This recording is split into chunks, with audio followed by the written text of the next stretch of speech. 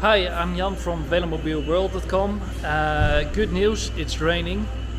I never thought that I would say something like this when you're from the Netherlands.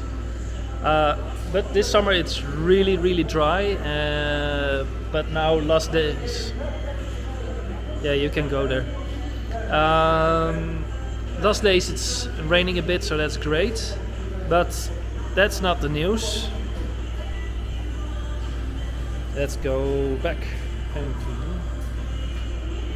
So here we have the positive shapes for the bulk, and we will going to build 2 or 3 sets molds.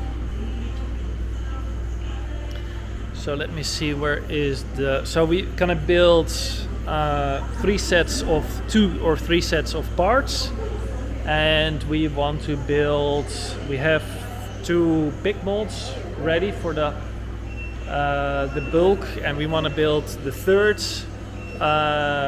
next week because there's pretty much orders. Today is the first day of production, so we have some hiccups, starts. But probably you will see this video a bit later on. But I want to give you an update of the bulk production.